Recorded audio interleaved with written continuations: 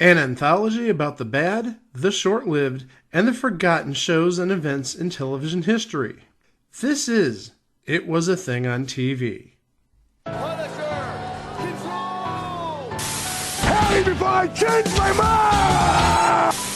I give you Super Train.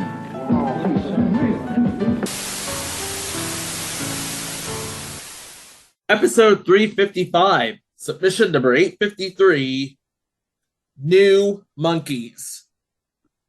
Don't you mean New- the New Monkees? Yeah, No, I it's think officially titled New Monkees. Just New Monkees, not Just the. New Monkees. It's like There- New Coke. there's no article in there. It's just There's new no monkeys. article. It's not. This already is off to a bad start. Oh. Did I mention it was like New Coke, by the way? That will be relevant later. Yes, Yankees man, that is the correct reaction. New Monkees aired in syndication from September 14th to December 7th, 1987, for 13 episodes. Here we go. Walk down the street. Get the funniest looks from everyone we Not meet. actual theme music. Hey, with the new New Monkees. The new. Hey, we're the new monkey. You're black. Never say we're monkeying around. We're singing. We got something to say. We're trying to be pretty. To your town. But it's not that though. Oh, I wish. That was the first mistake. Yeah. How do you not have the original theme? How do you not have the original theme? Because that was so 1967 and this is 1987. But you can at least redo the theme. I was watching The Run, which, by the way, is on YouTube, if you know where to look. Wink, wink. And the thing of it is, I had to give Mike and Greg the mission of convincing me that this is not some sort of nostalgia-tinged new wave fever dream. They failed miserably. Because here we are in 1987, and a bunch of middle-aged fangirls, right? They're turning on the television, expecting to see a middle-aged Davy, Peter, Mike, and Mickey. Instead, they get Larry, Jared, Dino, and Marty. Hey, you're not the Monkees! You're phonies! Big fat phonies! So, the story, we have to go, obviously, back to 1966. And Bob Rafelson and Bert Schneider getting together and creating their band for television. Obviously, they end up with Mickey Dolenz, Davy Jones, Peter Tork, and Michael, don't call me Mike, Nesmith. And for 2 seasons, and countless years afterwards, and at least 1 week in the theater, the Monkees were the it pop group. They were the it pop group, I want to say, after the Beatles became, experimental. That's a good word, right? Experimental. Sure. Yeah, that works. But yeah, NBC decided, you know what? 2 seasons, 58 episodes. That's good enough for us. And, they were relegated to the dustbins of history, especially with that movie Head, which I guess was their take on A Hard Day's Night. I don't know. And their songs were relegated to the oldies stations. But a funny thing happened on the way to pop culture antiquity. In 1985 or 86, the Monkees became cool again. Yeah, didn't they get like a lot of playtime on MTV? They did get a lot of playtime on MTV because remember, In the early to mid 80s, MTV was still a musically centered network, and they would play pretty much anything, including reruns of the Monkees. The kids found the reruns of the Monkees, and as would happen with Speed Racer 10 years later, all things Monkees were cool again. Enter Steve Blauner, former partner of original Monkees creators Bob Rafelson and Bert Schneider. He got the idea to see if he couldn't catch lightning in a bottle twice. So, much like Bob and Bert did 20 years ago, he decided to put the call out for actors who can sing, play musical instruments, and make complete and utter fools of themselves. And this is basically what happened in that Halcyon era. Take a listen. This is from YouTube user Vincent Dawn. Those are the new Monkees. But where did we find them? It all began on this long line for an open call in New York City. If everyone on this line had laid down end to end, it would have been much longer. There was a lot of monkey business going on the west side of Manhattan today. New Monkees in a new television series. Today, Columbia Pictures Television began a search for 4 new Monkees. Thousands waited hours to audition for a spot in the new Monkees television show, a remake of the 60s smash. Who's next? Hi. I need a table number 1, okay? Well, what we're doing is we're looking at people, meeting them, saying hello, and trying to see if they fit our image of what we'd like as a rock band. Which is? I don't know yet. What's your acting experience? Have you ever played with barnyard animals? How does it feel to be number 765? It's my first audition. I've never auditioned for anything before in my life. Of course, I haven't had much of a life then, but that's not your problem. Now, would you like me to look straight into the camera, or? My name is Dino Kovis. I'd like to do for you my impersonation of Marlena Dietrich. Anything about the mic? Yeah. You know how to do handheld camera work? Kind of put on your shoulder? Forget that. Okay. All right. Hey.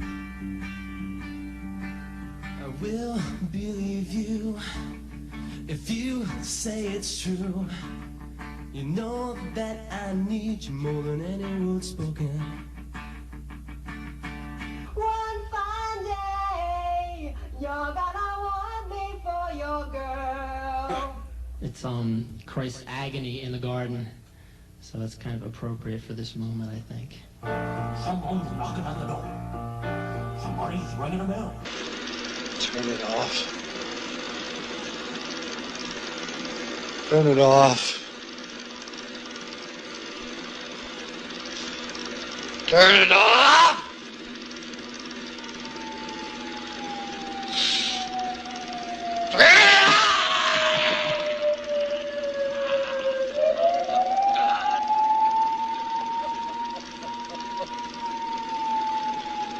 Turn it off! Everyone had a great time. And when the producers finally left New York, they took with them fond memories and new friends. They also took with them enough Polaroids to wallpaper their office. Now it was time to decide who would be selected for the final screen test. They didn't have a lot of time. Luckily, they discovered that by blinking their eyes quickly, it would seem like they were working really fast. Did we mention that one of the 5,000 people in line was a very young David Spade? Yeah, in fact, he's discussed this on the SNL podcast he does with Dana Corby. It's in the Vanessa Bayer episode. His experience with that is discussed right at the top of the episode if you want to listen to it. Needless to say, he was taught, yeah, you don't have to play any instruments. It's the new Monkees, so it's like you don't have to do crap. Okay, maybe it's just me watching this little video pilot, whatever you want to call this. Where was the humor? Were they trying to be funny? That was horrible. You know what the highlight of that package was? The end! No! The 2-second clip of Sue Simmons. That's a valid answer. That is a valid answer. That was painful to watch. I gotta say, well, first off, about a minute and a half through, I was ready to like hit a gong. It's like, no, this is like Gong Show, bong, you're out of here. But also, I'm glad that we saw that little bit of footage because I died, and Greg and Chico probably saw my reactions when that one person was singing "Let 'Em In," just because when I hear the song "Let 'Em In," and this is something we got to cover one day. If somehow we got to make a mini-sode out of this. When Burt Parks sang "Let 'Em In" at the 1976 Miss America pageant. If you've never seen that, oh my God. They're not ready, Mike. They ain't ready. They ain't ready. What? Our listeners aren't ready for that? They ain't ready. Oh, they're plenty ready. That's all that it reminded me of. I could just see Burt Parks standing there with this bad lip syncing going on, and then these three dancers gyrating to them. That's what I'm taking out of this. I'm sorry. It isn't, oh, we got these four people, and they're going to be the new Monkees. Yay. And they showed off their humor, and holy crap, the 80s hair that was going on. No, my take is that guy actually did Let Him In, and it reminded me of Parks in 1966. All right. So to hit fast forward, a bunch of people were called to Hollywood to participate in an impromptu callback, testing both their musical chops and their acting chops. And ultimately, the producer and the creators landed on 4 people who would be the new Monkees. We have guitarist Jared Chandler, bassist Marty Ross, drummer Dino Kovac, and lead guitarist and vocalist Larry Saltis, the pride of Akron, Ohio, until some guy named LeBron came along. Until he did the new Monkees, then Akron's like, nope, we don't know who you are. Bye. No clue. Yeah, normally I give you like a whole drawn out biography of each of the cast members. However, under penalty of electric shock, I have prepared the following statement. They haven't done anything of note before this show, and they haven't done anything of note since.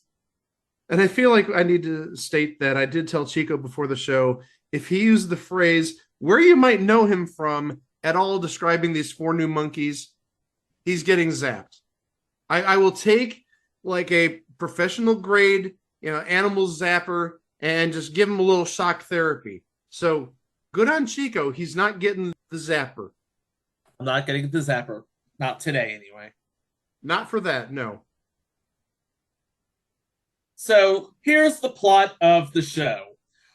Whereas in the 60s, you had the Monkees getting into zany adventures in and around Los Angeles, trying to score their big break, we have 4 musicians getting into zany adventures in a mansion that I'm pretty sure runs on Time Lord energy.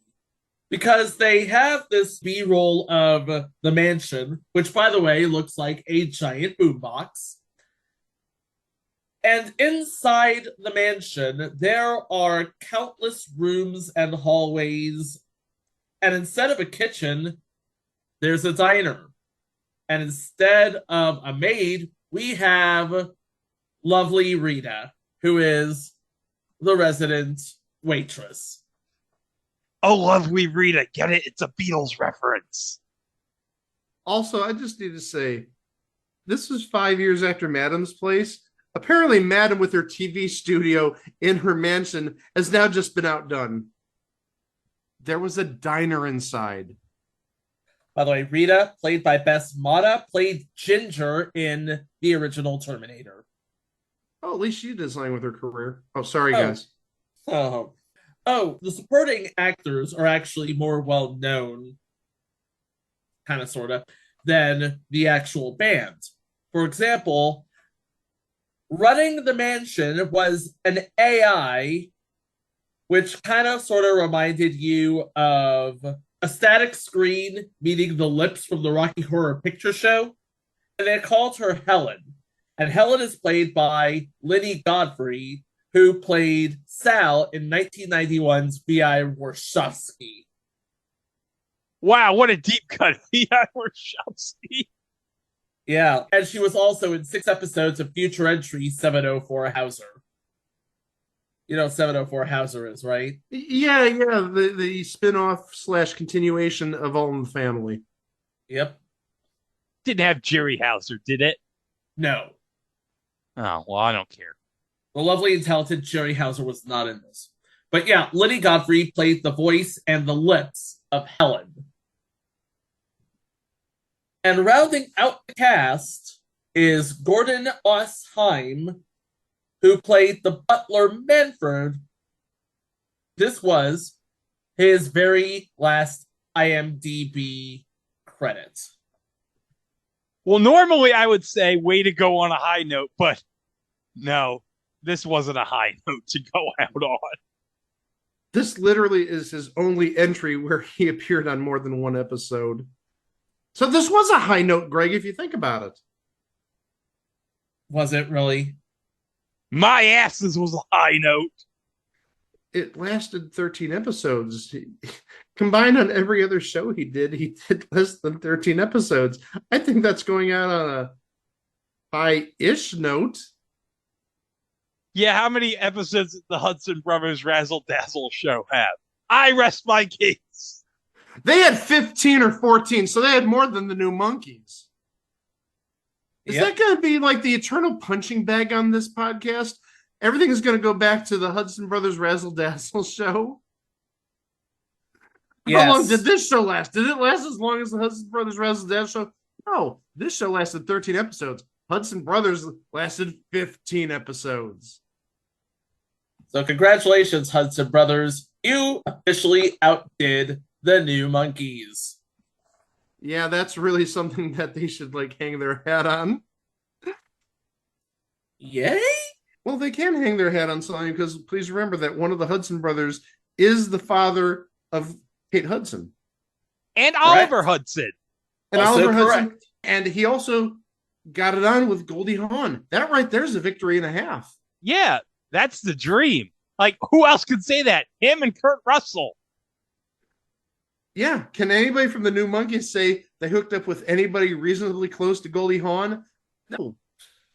Maybe they found somebody in the soup line. I don't know. No. Remember I made a reference to Coke earlier in this show, and I said that was going to be relevant?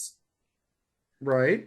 The producers of this show were the same producers who produced the original show. And that would be Columbia TriStar Television. Or back then it was Columbia Pictures Television, who in that era would be owned by the Coca-Cola Company. And suffice it to say, they wanted to make fetch happen. I have found in my research a Coke promo featuring the New Monkees. Now, is this for the new Coke or is this for Coke Classic? Since Coke Classic came around this time, 87-ish. Yeah, this is for Coca-Cola Classic, so. Okay. Segment edited out due to obvious copyright reasons. That was awful. That was terrible. That was awful and very shameless. It was so bad that we didn't even see the whole thing. Chico stopped showing the commercial at the 106 mark, and it was a 1:30 ad. So that's how bad it was. Chico's just yeah, we got to pull out. This is, it isn't even no bueno. This is 10 times worse than no bueno. That is horrible. I mean, I get the corporate synergy and all that, but That was a piece of junk. It was. Guys, you think that's bad? At least when the original Monkees went on zany adventures, it was to further the cause of there being a struggling band looking for their big break. This is just zaniness for the sake of being zany. Yeah, they're not trying to find a big break. We said they live in a mansion that looks like a boombox with a diner built inside. That runs on Time Lord technology, apparently. It's a mansion. With blackjack and hookers. Well, there probably was blackjack and hookers there. Yeah, the show didn't last long enough for us to see the blackjack and hookers, apparently. So, what kind of zany adventures can you get inside a mansion that's bigger on the inside? Let's find out, shall we? Episode 1. Weather the Storm. A personal storm cloud follows Dino. It's raining, it's snowing, it's hailing, but only on him. Ha ha ha, that sounds so entertaining. At the end of this episode is what I told Mike and Greg. Y'all need to convince me that this is not just some nostalgia-fueled fever dream. They could not. There is even a guest star that has literally not done much of anything of any note. So we're just going to move on. Actually, doesn't even have a character name. Not even have a character name. Doesn't have a character name. But I will say, Jodie Russell, she was on 2 episodes of Silk Stockings and apparently played the female lead in the Air Supply Making Love Out of Nothing at All video. Oh, well, that's more than what the 4 new Monkees have combined. Hey, good job, Jodie. No, really, take a look at their IMDb's. There should be like tumbleweed, going across your page when you go there. I did. Episode 2, All My Martys. Marty falls asleep on a copy machine. Just then, Jared has a power surge in the laboratory. Yes, friends. This mansion has a copy room, a laboratory, and a diner. All in the mansion. All in the mansion. Okay, I got one question. Yes. When he fell asleep on the copy machine, was he sitting down on the copy machine? And so all the copies had like his ass on the paper. No, he didn't, Greg, because that would have been funny. I know it's the wrong character, but for some reason I'm thinking about Rob Schneider, not David Spade, saying, "Making copies." Now let's think about the alternate history if David Spade was on this show. And he said the line, and it just came to him. With his ass on the copy machine. It would have had at least 4 seasons. Would have had 4 seasons. Like Scorch. Like Scorch, yes. Oh, we haven't even gotten to the B plot yet. Oh, we haven't even gotten to the full capsule. We just talked about a copy machine. Oh, and a copy machine, a diner, and a laboratory where Jared was working on a 3-necked base, if you can believe it. A 3-necked base. A 3-necked base. So he's a Dr. Mephisto of guitars? Like apparently he can put multiple necks, just like how Dr. Mephisto can clone multiple asses onto animals. Yes. Another benefit of genetic science, of course, is combining animals.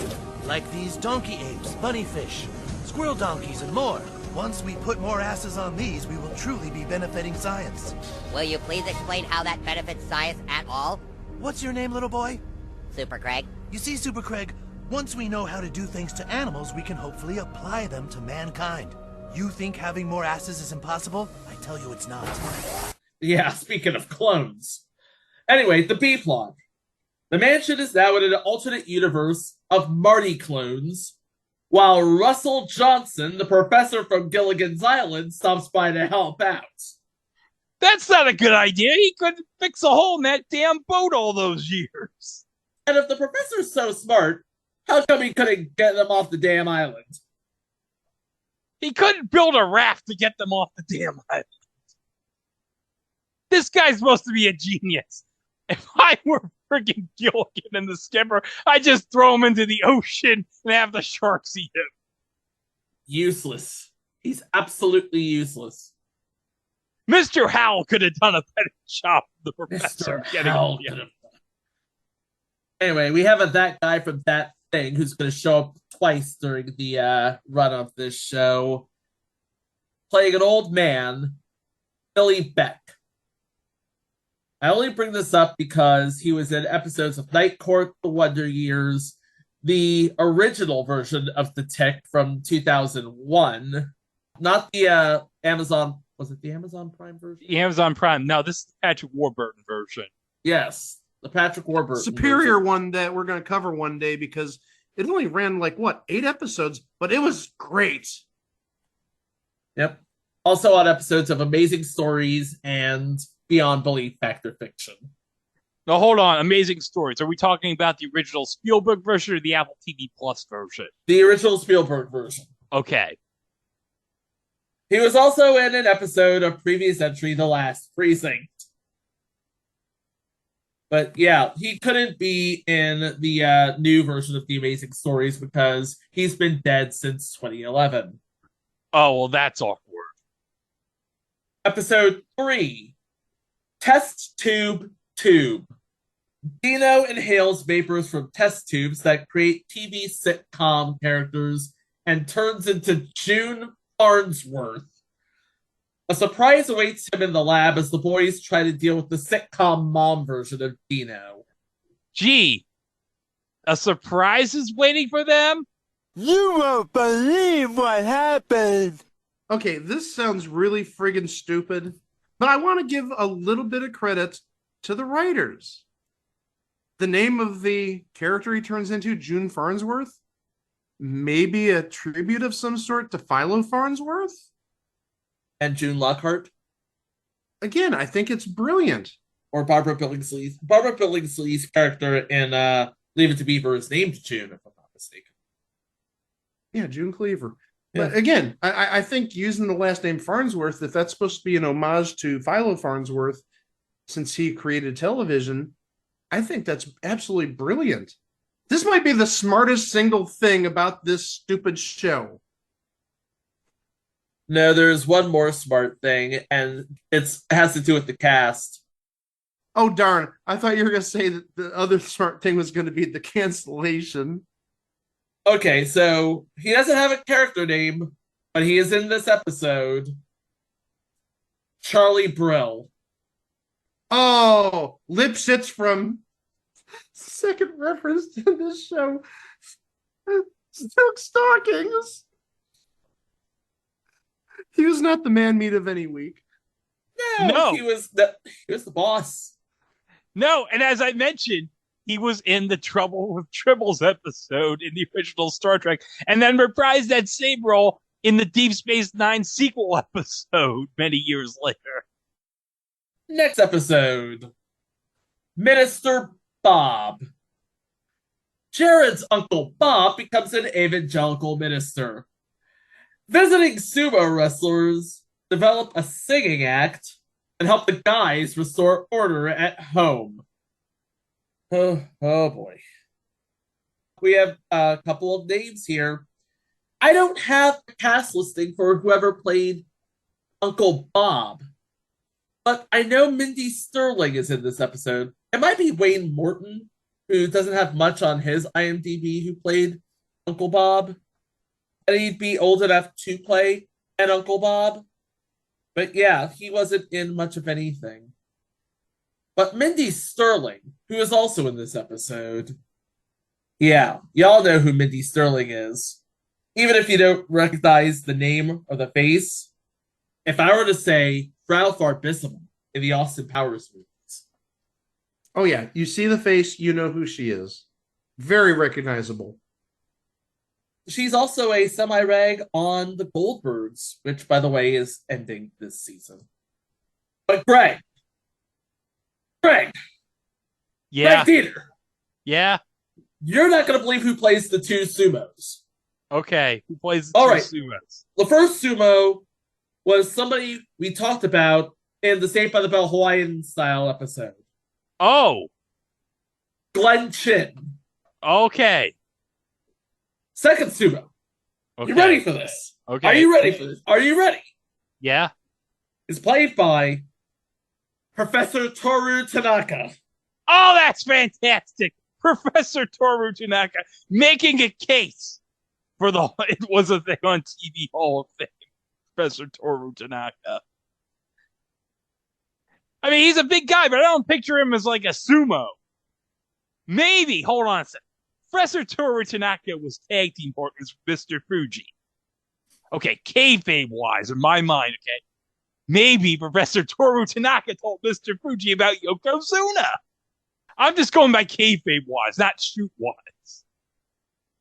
Episode 5, Rough Day, spelled R-U-F-F. Jared tries a brain experiment with a dog and gets his wires crossed.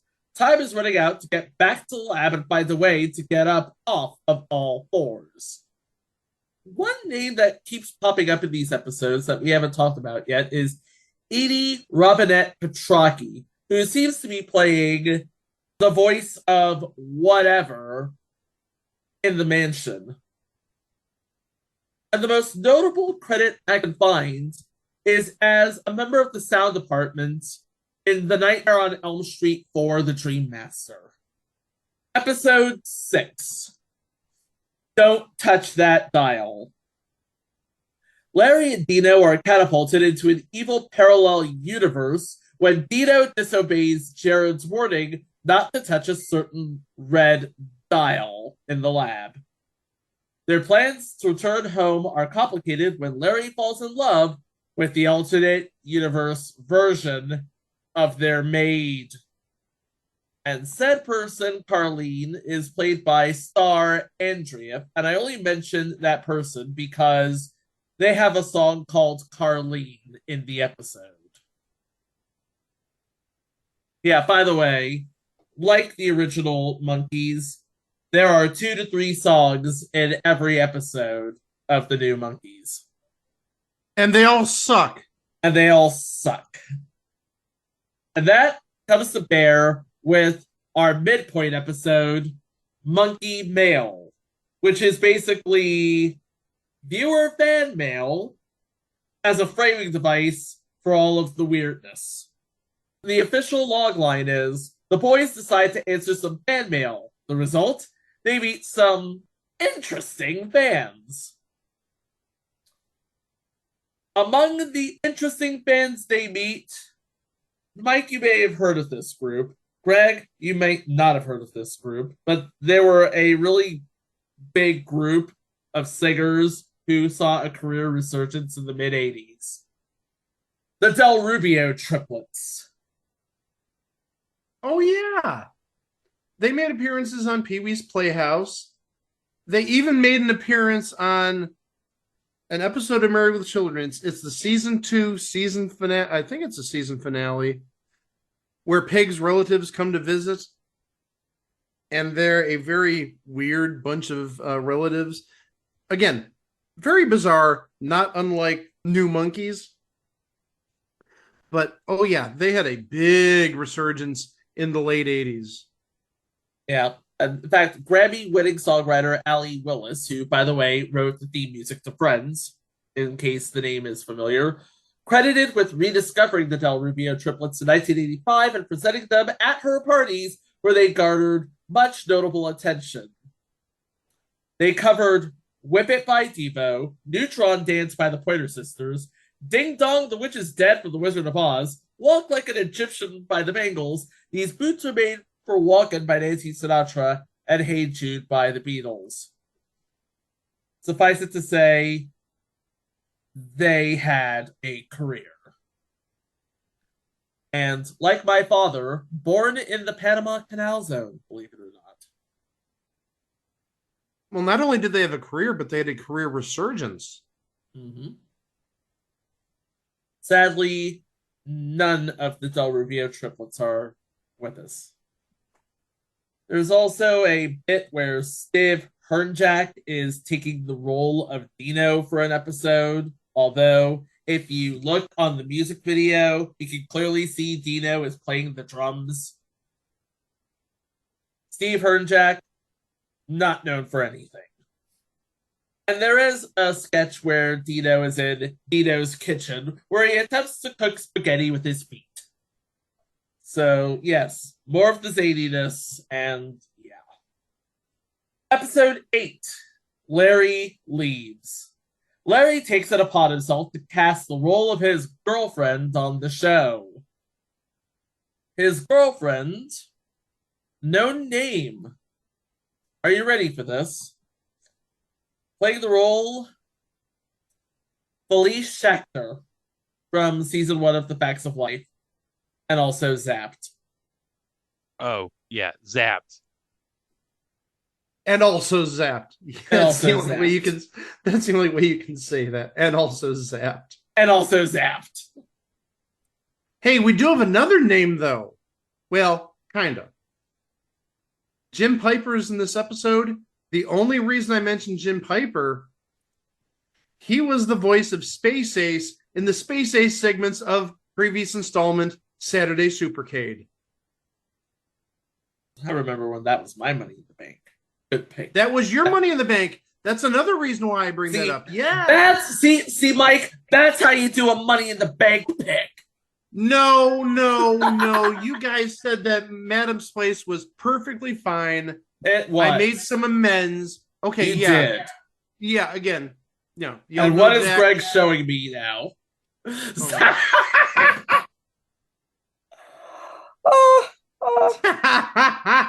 That sweeps Oscars. That's the line, and that is also the story. Okay. So as I was trying to say before Craig showed that image,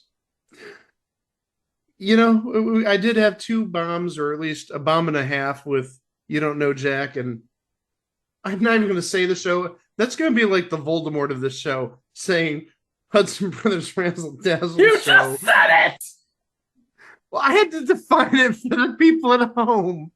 But, yeah. Greg, the less said, the better. Greg saved me.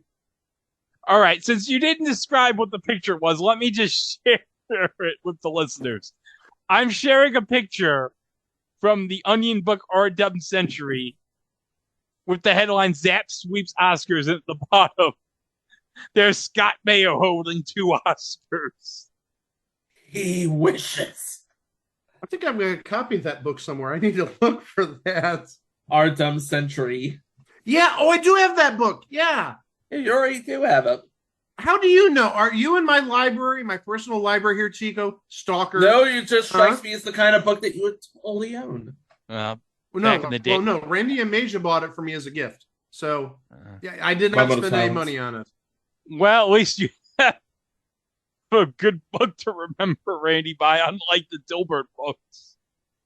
Oh, and I did get rid of those. Those I trashed some years ago, so there's no stake. You canceled Scott Adams long before that. Oh, I was going to say, yeah, long before Scott Adams got canceled and is the newest Mr. Black in our little canon. Yeah, I got rid of him because he's a jerk. Let's just say we will never be covering Dilbert on this show. I don't care, and it's a shame too because that theme song is pretty awesome. Anyway. And Chris Elliott was good as Dogbert. That's exactly the reason I'd cover it, is Chris Elliott was Dogbert. But, yeah, good job screwing that up, Scott Adams. So congratulations, Scott Adams. You screwed the deal. Anyway, before we die anymore, because there are still a few more episodes, I think we need to take a syndication-style break of era-appropriate announcements. Oh, well, let's take a break. And we'll be back right after this.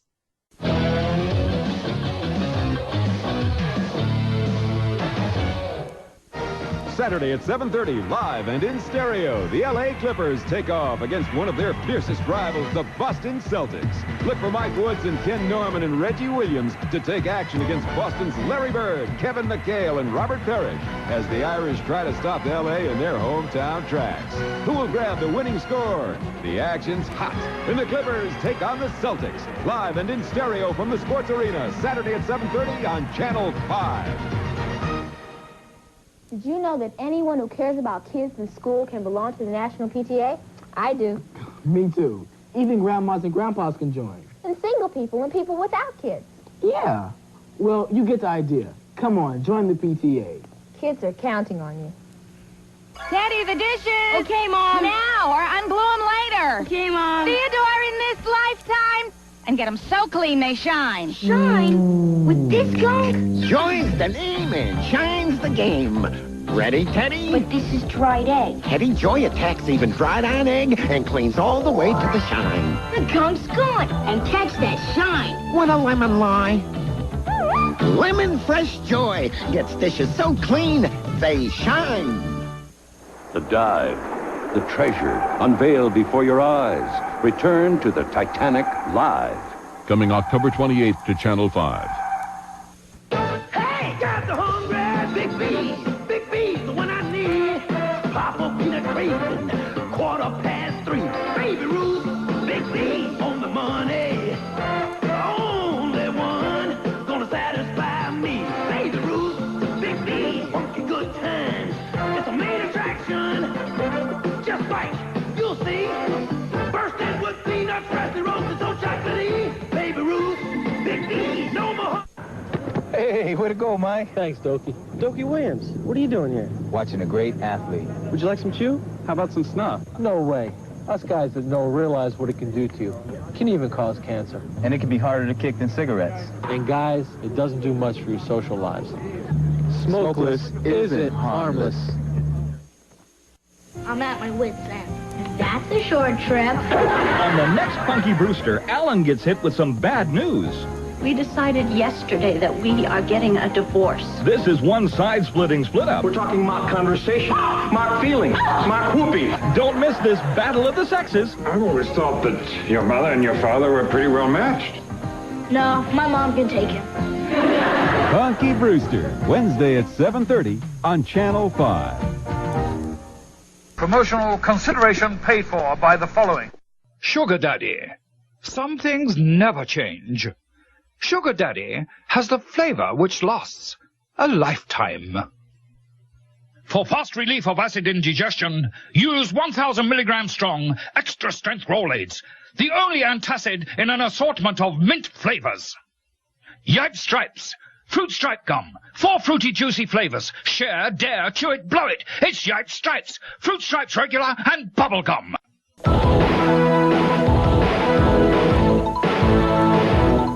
So while we were waiting to come back from commercials, we were talking about NIL deals for this show and Boban Marjanović's career in commercials. It was fun.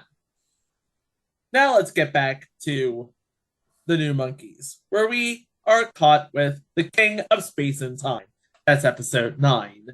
Jared is caught in a TV universe where he meets the girl of his dreams. They have a chance to find the remote control to click their way back to reality before they are trapped forever. Play the girl of his dreams, Courtney Gebhardt. Fun fact,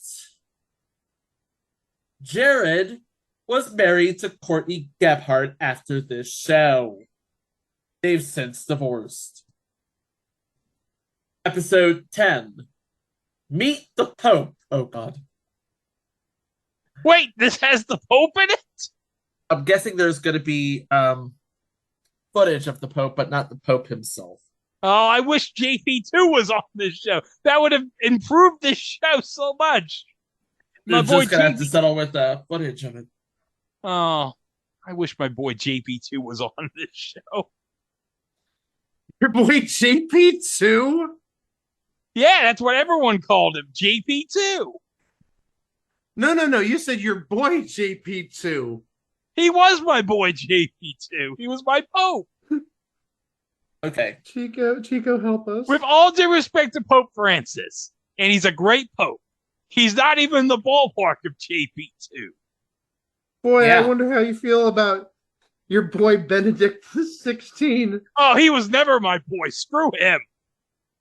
It's like the He just died recently. Let's put some respect on that name. No, he's the old love American style of popes to me. Old American style of popes. We haven't even talked about what this episode is about. Pope John Paul II is in town, and the boys are caught up in the Pope mania. Remember when Pope John Paul was in LA and everybody had to go see him? Everybody wanted to see the Pope Mobile. Yeah, they discovered that the Pope has left his guitar at the diner. What? So they must... Wait a second! I'm sorry! Wait a second! No, hold up! Time out! How the f*** did he get into the diner? Hold on, I got a question. Wait, you're worried about how he got into the diner? I'm wondering when the Pope started playing guitar. Did they teach guitar in Poland? Probably. I didn't know JP2 loved rock and roll. Maybe they smuggled some guitars past the Iron Curtain back in the day. Who knows? Maybe. I mean, that would explain where Kraftwerk came from. Anyway, they must run downtown to return the guitar to the Pope. And along the way, they begin to wonder if anyone really realizes the significance of the Pope's visit as they encounter shady characters who are exploiting the Pope's image to make a fast buck.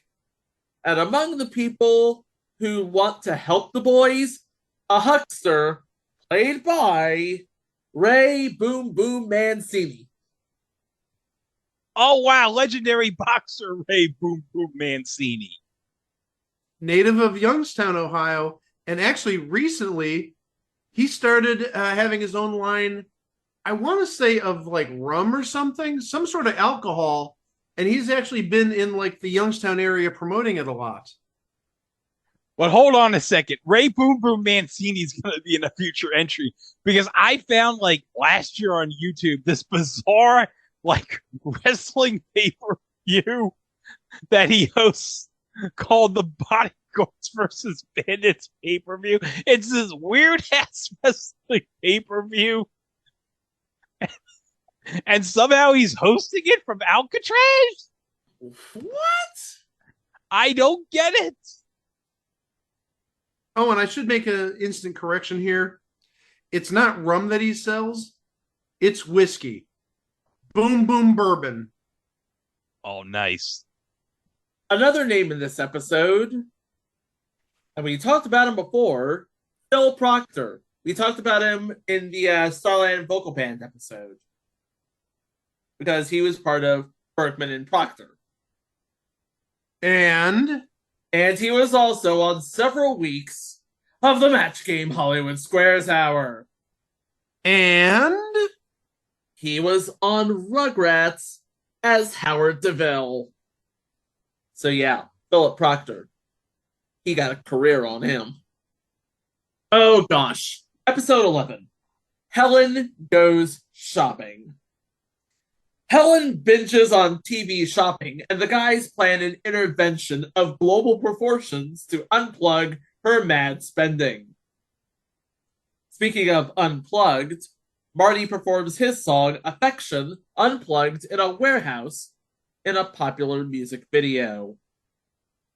So Marty performing a song is the B plot, but the A plot is Helen discovers checks as he does the Valky from Perfect Strangers in season 1 motion. We have a name in this episode, believe it or not. Cal Gibson. He played the IBC guard in Scrooge and was on an episode of Quantum Leap. And I believe we've talked about this episode, Greg. So Help Me God, July 29th, 1957. Okay. Does that ring any bells? Something like that. Episode 12, The Game of Games. The new Monkees are contestants on a game show. Unfortunately, they get caught up in the excitement and wager all of their possessions. Hold on a second. Do they wager 22,000 big ones? Yes, they do. All right, I have an observation here. This is episode 12, and we know Yes. there's only 13 episodes. Yes. I think it would have been really appropriate if this was the final episode. They wagered everything, and they lost. End of show. Goodbye. Thank you for showing up. Wouldn't that have been a perfect finale? We're going to wager everything we own on this mystery question. And, you know, they're given the question, and they're like, I don't know. You're wrong. And then the host turns, breaks the fourth wall, and looks at the camera and says, not only did you lose your possessions, you're canceled.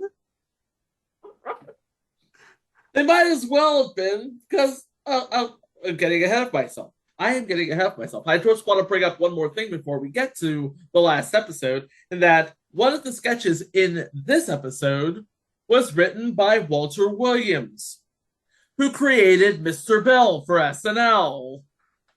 Oh no! Now I'm going to talk about the last episode. Oh, please. I hope they go on the game show again and lose all their possessions. But I don't think it's going to happen. When the show gets a new soundtrack, with voices dubbed by the Fire Sign Theater, who we talked about in the Starland Vocal Band show, the boys dream the whole show is changing. In this version, Jared and Helen are the parents of 3 naughty boys. It's a clip show. And that's how you're going out. Like I said, make it the last episode and put this bottle episode, clip episode as number 12. And the boys are wagering everything on this mystery question. And they miss. There's your perfect closure to the show. You don't have any cliffhangers. You don't have any loose ends you need to clean up. The boys lost everything. Their show's gone. Their popularity's gone. It's beautiful. 12-year-old me wishes he was writing on this show, because the way we close the show, I'm sorry, that's just like when I Married Dora, they broke that fourth wall about when the airplane flight got canceled. Oh, and so did our show. Bye, everybody. Beautiful, beautiful closure. You could have had that here. Oh, you lost everything on this question, and that includes the show. You're out of here. So, I guess we can ask the question now. What happened? And I kind of sort of alluded it to at the beginning of the show, where people who were really jazzed about the Monkees in the mid-1980s, they were tuning into this show expecting the Monkees. The thing of it was, these weren't the Monkees. These were the new Monkees. And unlike the old Monkees, which had charm and grit to go with their zaniness, this show just had 4 guys with absolutely no chemistry, and all it had was zaniness. It sort of lost what made the original work, if that makes any sense. You said what happened? What happened? It sucked. It sucked. No, I mean, seriously, looking at these capsules, this isn't like the goofy antics of the original Monkees. This is absurdity. I mean, there's no realism here. It doesn't even sound all that fun. It's just 4 people goofing around in really highly fictitious and, like I said, abstract type of settings. Plus, also taking a look at like the TV stations that aired it, this did not get a lot of coverage. This wasn't one of those shows like Munsters Today or Mama's Family where like 90 or 95% of the country carried it. This had a low percentage rate from what I can see. Yeah, I know it aired in New York City on WNYW, Fox 5. And in Los Angeles, it aired on KTLA, that powerhouse down there. And in Chicago, it aired not on WGN, which probably would have been the best play. It aired on WPWR 50, which, if you've ever seen clips from that era, it looked like an end of the dial TV station. And Coca-Cola actually planned on making 22 of these episodes, but the ratings weren't there and they just stopped at 13. You can argue that they stopped at 12 because the 13th episode was a clip show. It's like, hey, we're going to air 13 episodes, but we only need you for 12 because the 13th is going to be a clip show with somebody else voicing you. And hey, if it were to work, the show would have promoted the band, and the band would have promoted the show. Unfortunately, neither the show nor the band worked. And both, by the end of 1987, disappeared without a trace. Larry went on to front a band in the 90s. Jared became a technical advisor on several military-themed movies and served in the Army Reserves.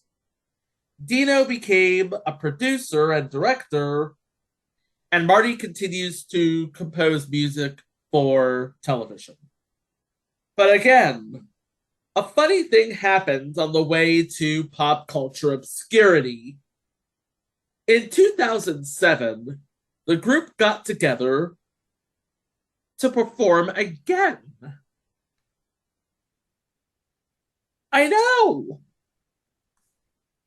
And they performed again in 2017. In the middle of another podcast, Deep Dish Radio with Tim Powers, they performed a few songs.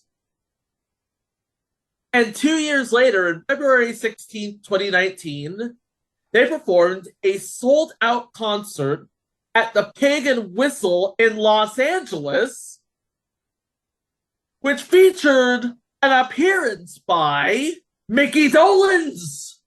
What? So we finally come full circle with the new Monkees performing with, I guess, the remnants of the old Monkees. Okay, I need some clarification, Chico. When you say they performed in a sold-out concert... This is from Truth by Consensus Wikipedia.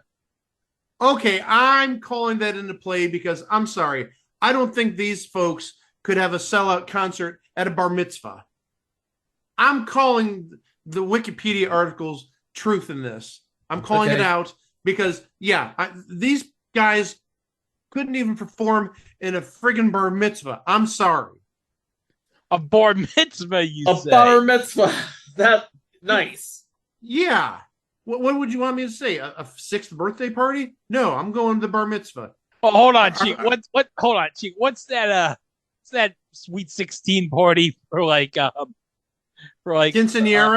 Quinceañera. Yeah, they're not good enough for a quinceañera. What? Well, I shouldn't say they're only good enough for a bar mitzvah. That'd be pretty mean. But yeah, I cannot believe they actually performed at a sold out anything. Was this like a bar venue? Yes, it was a pub on Hollywood Boulevard. It was a big pub on Hollywood Boulevard. That explains it. Oh, but also we should say, since the time of this concert, when we said it was in 2019, the place has since closed. Should have called John Taffer, yeah? No, it's because of COVID. Oh, okay. That makes sense. Yeah, but still, I find it very interesting. 2 years after they performed at this bar, restaurant, whatever you want to call it, they gone. They gone. Coincidentally. But maybe the time has come for a bit of a new Monkees renaissance, somewhat like the old Monkees. Who knows? It is the 35th anniversary. Well, no, we just passed the 35th anniversary. Well, screw that. Well, last year was the 35th anniversary. Well, 36th anniversary, we could have like another new Monkees album. No, I just like Greg's reaction. Oh, it was 35 years ago. It's a perfect time to have a new version of the Monkees. It's now 36 years. Ah, damn it! We could have had a third new version of the Monkees.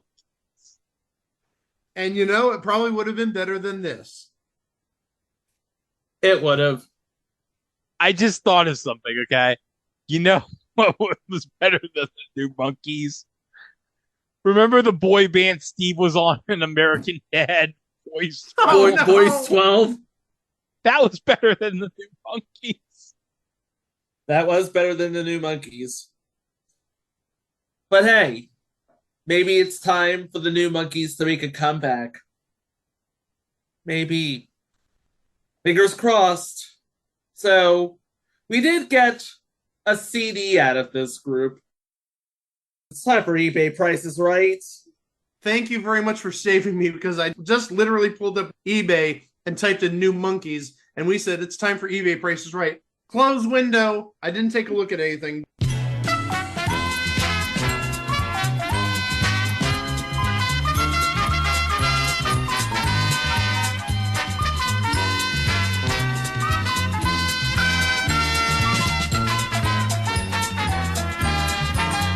That is a copy of the new Monkees vinyl LP record signed by Larry Saltis.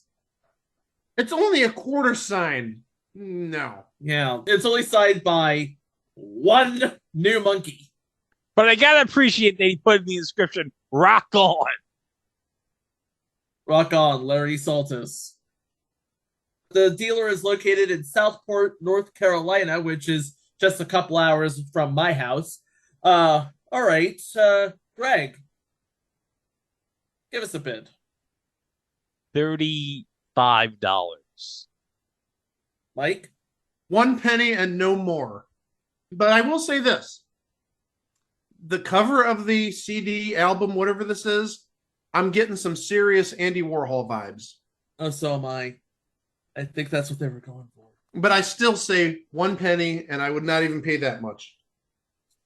Well, the actual buy it now price, I hope you paid off your Amex, kids. $59. I win! I saw copies for $25. Apparently, Larry Saltis' autograph is worth an additional $30.